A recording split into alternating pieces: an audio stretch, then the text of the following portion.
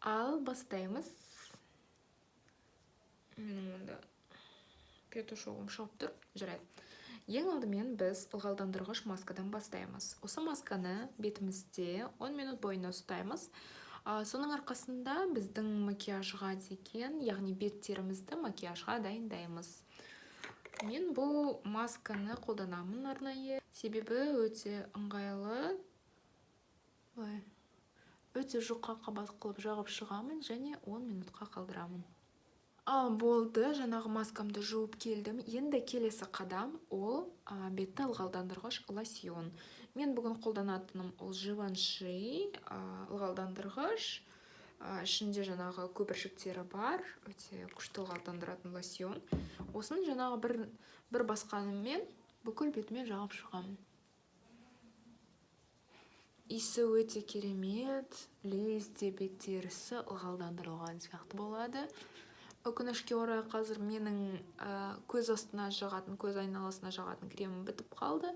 Сондықтан бүгін бұл лосьонды мына көздің маңайына да ақырындап жағып жібереміз. Меніңше лосьон деген ол кремге қарағанда жеңіл. Сондықтан көз айналасы терісіне ешқандай әсері болмайды деп сенемін. Ал енді осы лосьонымыз біздің кепкенінше күте тұру керек. Ол үшін тағы да 1-2 минут күтеміз. Сосын келесі қадамға көшеміз. Мінекей лосьоным сіңді жақсы болып, бұл сіңгенше мен өзіме желудочный чай алып келдім. Өте жақсы көрем желудочный чайды, себебі білмеймін, оның дәмі өте керемет. Және мен оны Bella Vita чайын қолданамын, реклама емес. Реально күшті зат, асқазанға өте күшті әсер етеді.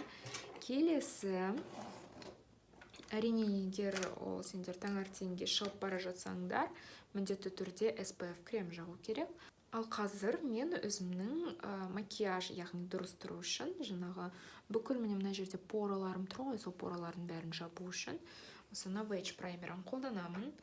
Оны жаққан кезде мен мынандай вбивающие біраз былай өстіп саусағыммен кішкене сәл басып жаңағы силиконды, мынаның құрамында силикон бар, сол силиконды мына пораларыма кіргіземін.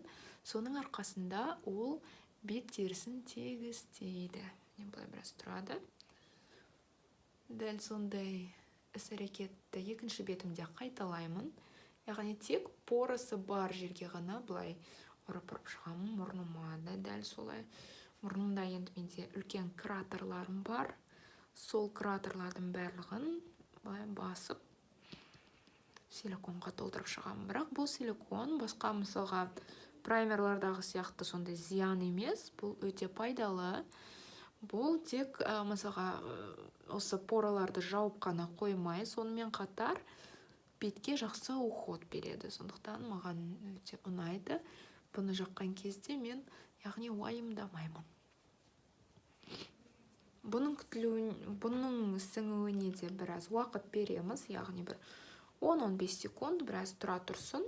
Ол тұра тұрғанша мен көз айналасына, яғни мына тенниді дайындау үшін, яғни көз бояуларын салу үшін осы мына праймер Art Visage Color Fix өзі 1200 теңге ғана тұрады, бірақ өте көпке жетеді. Сендер күнде макияж жасайтын болсаңдар, әрине аз дегенде бір жарты жылға точно жетеді. Соны бұлай көзімнің маңайына, яғни қабағыма жағып қоямын. Бұны жаққан соң өте сондай жабысқақ әсер пайда болады. Ол менің ойымша ол өте жақсы, себебі жаңағы көз бояуларын салған кезде сол көз бояуларын өз-өзіне жапсырып алатын болады. Ал енді келесі қадам ол жаңағы құрғақ бояулар дейді, құрғақ күңгірт бояулар, олар The One Liquid Matte Eyeshadow дейді. Так, осыны мен қабағыма жағамын, консилер ретінде жағамын. Сосын бүгін мен кисточканы қолданғым келеді. менің кисточкам ол Алиэкспресстен барлықтарың танитын менің керемет кисточкам. Сол кисточкаммен көз, яғни менің қабағыма жағам. Байқасаңдар, міне мүлдем көздің айналасы күшті ағарып кетеді. Екі көзді салыстыратын болсаңдар, өте мықты.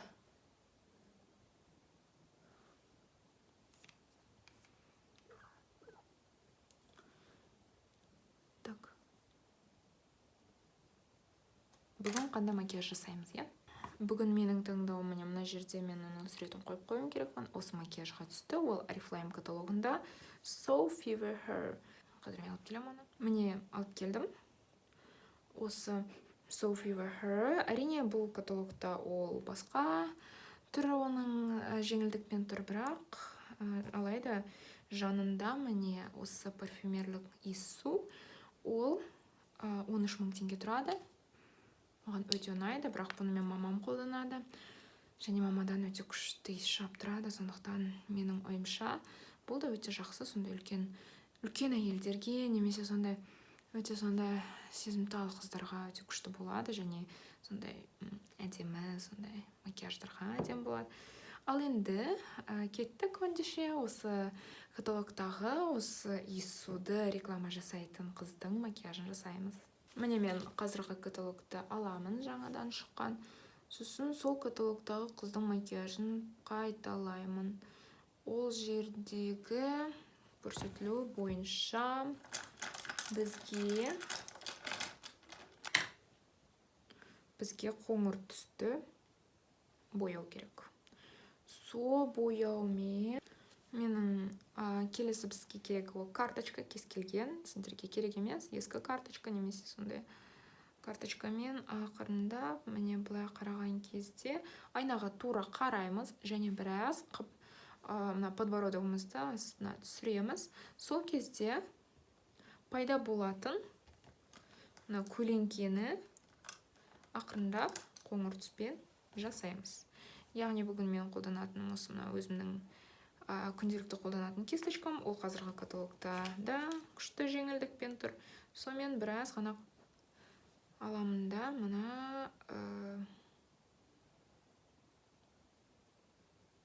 тенеді жағам. Менің байқағанымша ақырындап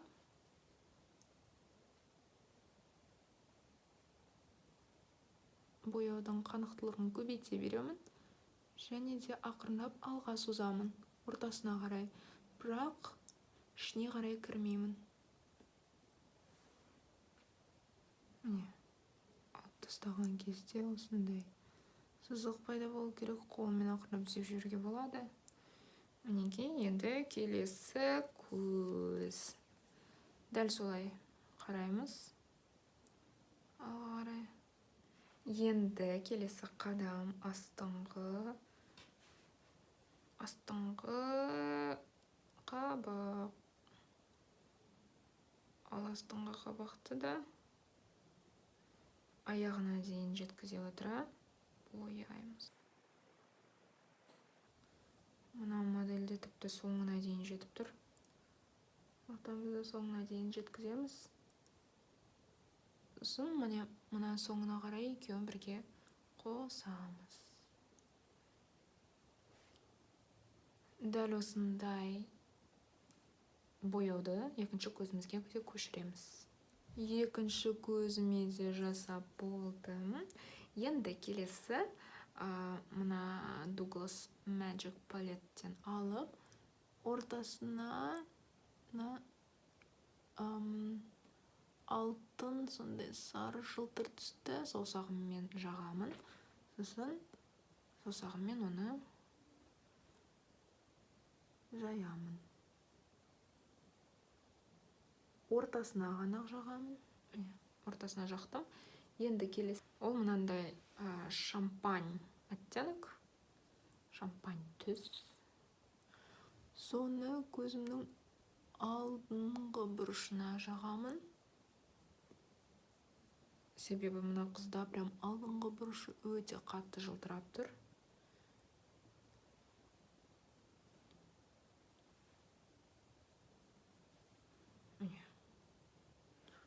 Шампань түс. Барлық заттың барлығы жеңіл және қолмен орындалады, Келесі ең басты және ең қорқынышты зат ол көз бояу, яғни қарандаш, подводка деген зат. Мен ол заттардан өте қатты қорқамын, шынымды айтайын. Бірақ енді сендердің көмектеріңмен, яғни бүгінгі біздің видео сондай тақырып болған соң, мен бұны жасаймын. Мінеки. Мына қызда көздің ұшынан мына ұшына дейін подводка жағылып тұр. Сол подводканы қазір жағамын. Ол үшін мен өзімнің The One гелевый карандаштарын қолданамын. Гелевый карандашпен қолданған көз айналасына өте ыңғайлы. Олар шынында да өте тұрақты. Міне қарап отырсыңдар ма, көріп отырсыңдар ма? Екі көз өзгеріп кетті. Бір көз бітті, міне екі көз. Айырмашылық бар ма? Бар.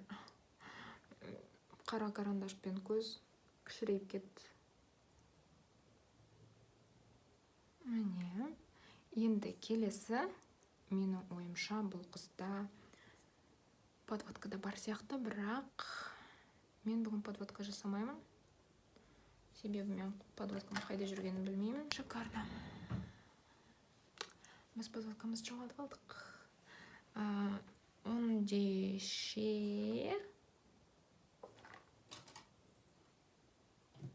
подводканың орнына карандашпен үстінен тенемен қатыра саламын. Стрелканы жасау үшін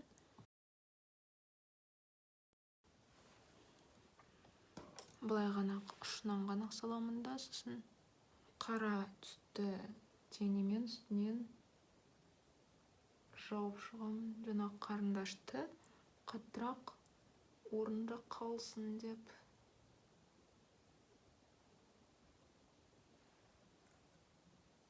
Міне, көріңдер ма?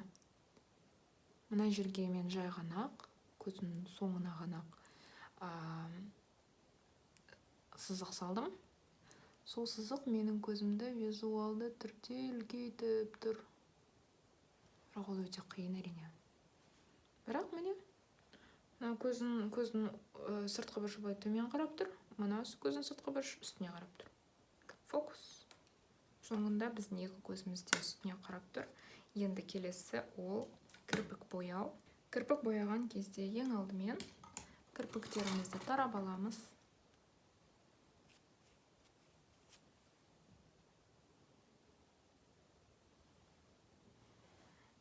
Бұған да қосымша айна керек.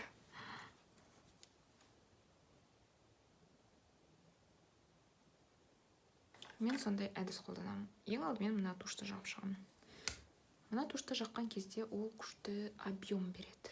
Және бұнымен жай жақсаң да, жаңбыр болсын, жылайсың ба, күлейсің ба, яғни су болатын болса, ол кетпейді және ыстық сумен жеңіл кетеді. Одан кейін мына Jardin Gold All in One бар ғой, соны жағам. Сонда екі түрлі кисточкамен қолданса, прям күшті болады. Сосын жаңағы объем, разделение, соның барлығы пайда болады кірпікте. Көрдіңдер ма? Қандай керемет туш. Келесі жаңағы бетке көшеміз.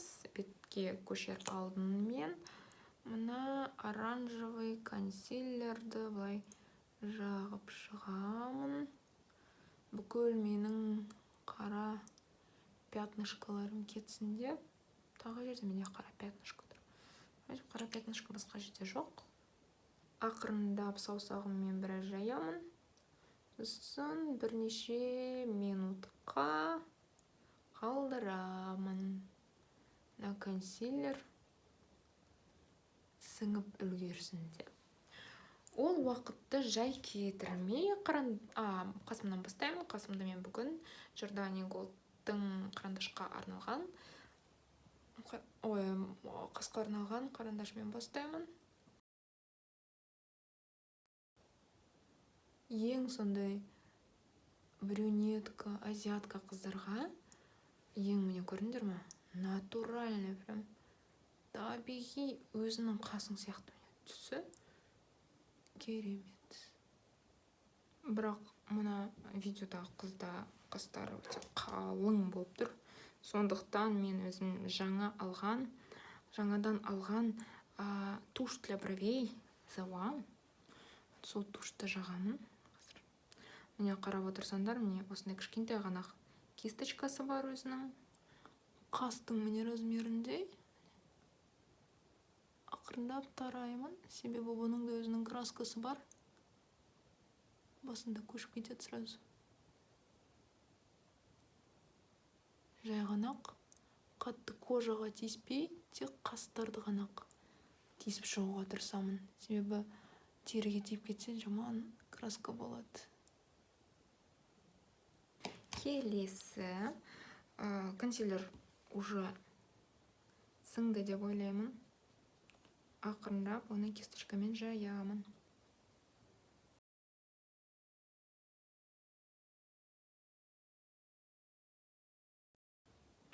Оранжевый корректордың арқасында в принципе кетіп қалып жатыр бәрі, бірақ тағы да бір праймерді жағамын. Ол мына Art Visage-дан ылғалдандырғыш праймер. Себебі мына Novage-дан праймер ол, яғни пораларымды жабатын болса, мына Art Visage-дан праймері ол жақсы ылғалдандырады. Сондықтан мен оны ылғалдылық жетіспейтін жерлерге ғана жағамын. Бетім жалпы су болып тұрсын деп.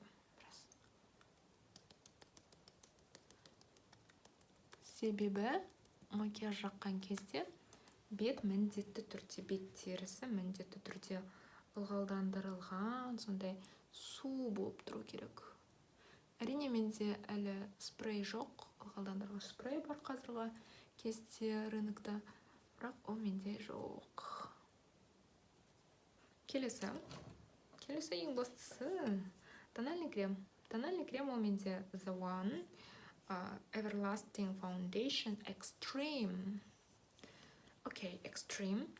Ең алдымен қолыма себемін. Анша каплясы жетеді. В принципе, жетеді, себебі әрине бұл жерде қатты қалың слойды қолдануға болады, бірақ мен ондай слой қолданғым келмейді. Мишадан кисточканы аламын. Біраз қолмен алып, мені астынан бастаймын.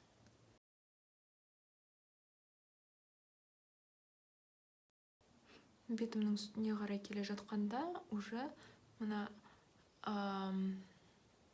кисточканы үстіне қарай тартып отыруға тырысамын. Әрине мына камера дұрыс көрсетпейді, біраз сондай жаман сияқты болып тұрған сияқты. Бірақ қазір мен көремін. Бірақ мына шын айнадағы бетті қараса, ол өте жұқа, яғни өте сондай натуральный дейді ғой, сондай болып тұр. Светті қысқан не үшін сияқты. Менің бір каплям что-то жетпей қалды. Тағы да бір капля керек сияқты. Сонымен менің бетіме 2 каплядай керек екен. Енді осының бәрін жасадық қой. Келесі қадам ол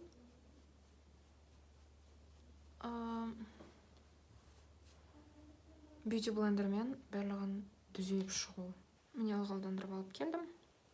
Енді осы спонжикпен ақырындап бәрін түзеп, артық қалдықтар болса, сол қалдықтардың бәрін жинап шығамын. Барлық жерге кіргізіп, жаңағы кисточка жетпеген жердің бәріне бьюти блендер ыңғайлы және тез жұқа қабат қылып жеткізіп шығады. бірақ әрине бьюти блендердан кейін жарты тональный крем осы бьюти блендерда қалып қалатын сияқты. Но ничего страшного, мы не торопимся никуда. Ал енді келесі мынау болады. Мына қызға қарасам, өте күшті контуринг жасалған. Сондықтан мен де дәл солай жасауға тырысамын. Ең алдымен айнаға қарап тұрамын. Сосын міне былай.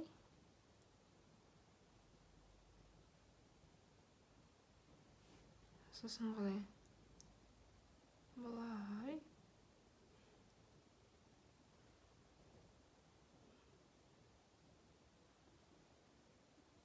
Мына жердің бәрі қарайтылған.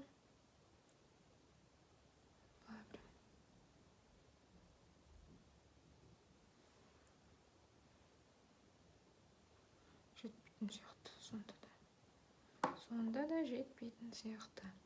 Енді жаңағы консилерді жаққан кисточкамен ақырындап отырып, мынаны үстіне қарай көтеремін. Үстіне қарай. Ал мінекей,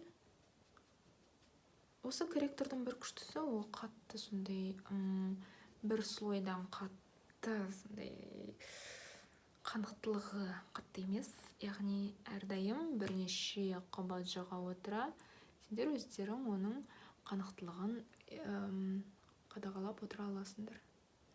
Тағы да бір рет жағамын. Қулама жетпейтін сияқты менің.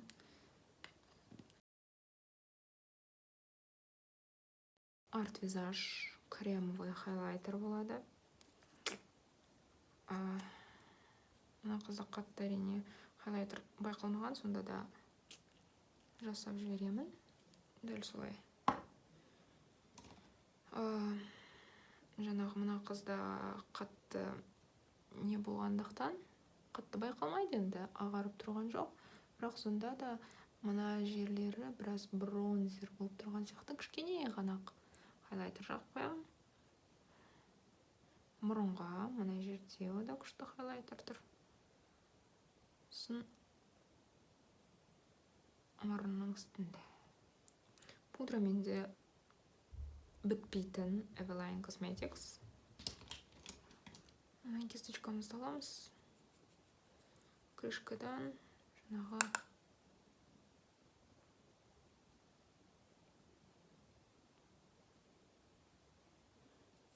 бәрін бірыңғай біркелкі қылып шығамыз. Және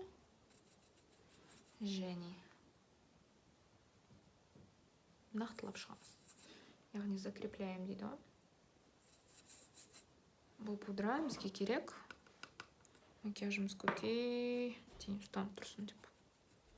Сол үшін керек. Сондықтан жасаған бүкіл кремовый текстурамыздың бәрін орнына қоямыз. Бұлар ешқайда кетіп қалмасын деп. Тұр бұл қыз. Ол үшін мен мына Douglas Cosmetics'тан мынандай бронзерді аламын. Oriflame пудрасына арналған кисточканы алып.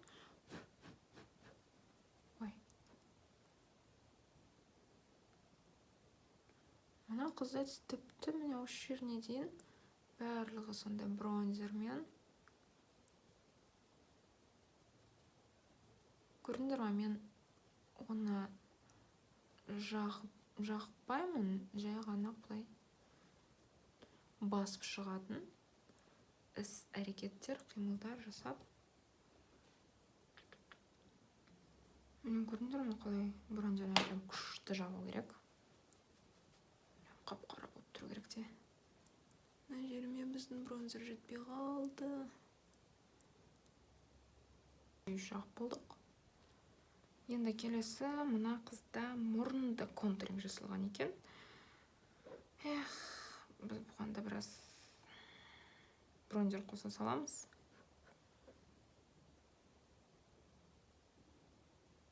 Бронзерді қосқанда мына жеріне ғанақ. Негізі осындай мұрын контурингін жасайтын дұрыс кисточка таба алмай жүрмін өзім. Егер қыздар, сендер егер сондай кисточканы көретін болсаңдар, маған директқа немесе комментарийда қалдырып кетсеңдер, қандай кисточка жаңағы контуринг, мұрынның контурингіне қайсысы жақсы.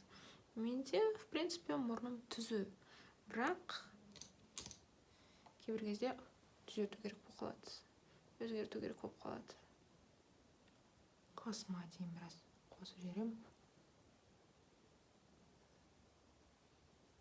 Сол кезде сондай томный взгляд дейді ғой, сондай эффект болады.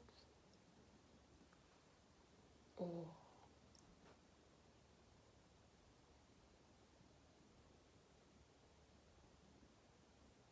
кайф. Вау, вау, вау.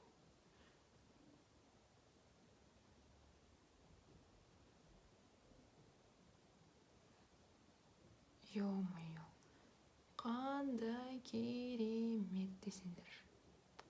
Келесі ол бізде хайлайтер. Хайлайтерді былай жайғанақ арт-визаж 120-шы оттенок түс, яғни міне былай ғанақ жаға саламын. Бұның енді қанықтылығы енді керемет десе де болады. Бұл реально космостан көріп тұруға болады бұны. Бұл хайлайтерді мына қыздың мына жерінде где-то тұр. Көріне ма, көрінбей ма?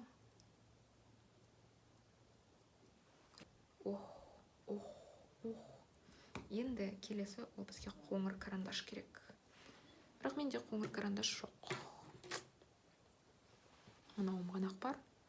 Бірақ мына қызда өте сонда қоңыр карандаш салынып тұр. Мына менде совсем нюдовый. Такой более коричневый карандаш. Көздің карандашын қолдансақ қайтеді.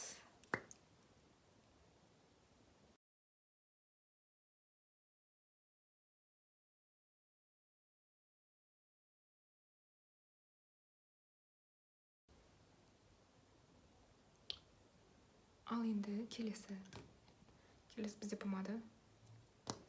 Jordani Gold Thanos помаданы ала берем.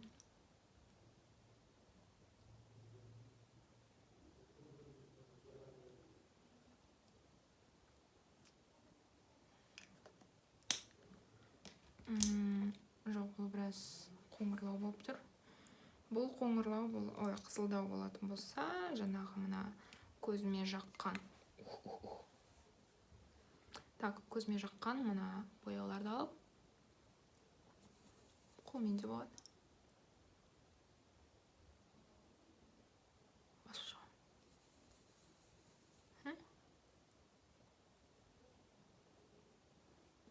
Ал енді біздің макияжымыз бітті. Қазір мен сендерге дұрыстап киімімді киіп, осы образға кіріп келейін, сосын көреміз не болатынын. Baby, can't you see I'm calling a girl like you? Should wear warning. It's dangerous. I'm falling.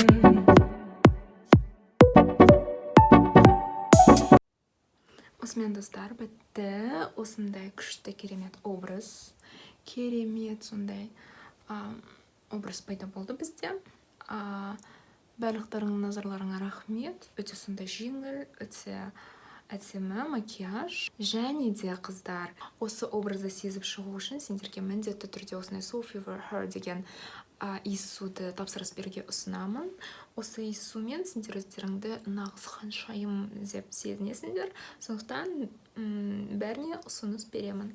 Тапсырыс беру үшін маған LC немесе почта, инстаграмға директқа жазсаңдар, мен сендерге осындай күшті иіссуды өте керемет және өте тиімді бағамен алуға көмектесемін. Сондықтан қыздар, қапа қалмаңдар.